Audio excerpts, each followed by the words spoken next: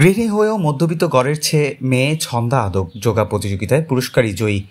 পশ্চিমবঙ্গের কলকাতা থেকে সমরেশ রায় ও শম্পা দাসের তথ্য ও চিত্র দেখুন বিস্তারিত। বাঁকুড়ার জেলার বোরজার পাকনার প্রত্যন্ত গ্রামের গৃহবধূ ছন্দা আদক বিভিন্ন দেশের যোগা প্রতিযোগিতায় আজ পুরস্কার জয়ী। কলকাতা সহ জেলা স্তর, ডিস্ট্রিক্টস, ইন্টারন্যাশনাল লেভেল প্রতিযোগিতায় যোগায় তাকে এনে দিয়েছে মনের বল, বিভিন্ন শিক্ষকের সহযোগিতা এবং তাহাদের প্রশিক্ষণে। এর সাথে সাথে বাপের বাড়ি ও মায়ের বাড়ির সকল পরিবারের সহযোগিতা। আজ ৩১ বছর বয়সে বেশ কিছু সম্মানে ভূষিত হয়েছেন। তাহার প্রথম যোগা প্রশিক্ষণ শুরু হয়েছে ২০২৪ সালের যোগা নেচার থেরাপি দিয়ে। তারপর ইউএস অফ অধীনে অনলাইনে অন্যান্য যোগা প্রশিক্ষণ শুরু করেন। এখান থেকেই শুরু হয় যোগা প্রতিযোগিতা।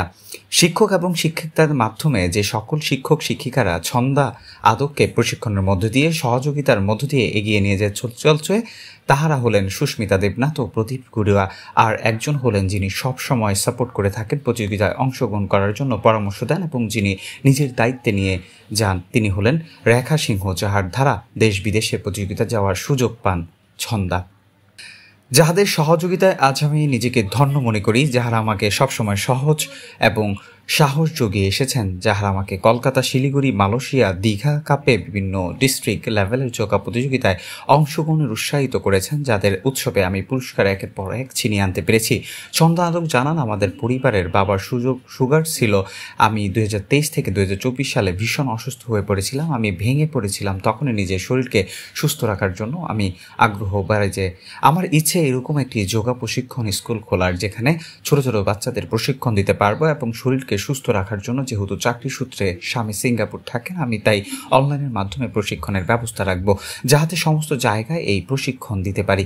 তবে সিঙ্গাপুর যোগার একটি উপযুক্ত জায়গা, তাই সিঙ্গাপুর ও বাঁকুড়াতে একটি প্রশিক্ষণ সেন্টার রাখবো, যাহা প্রশিক্ষণের মাধ্যমে মানুষের ঔষধ না খেয়ে সুস্থ থাকতে পারে।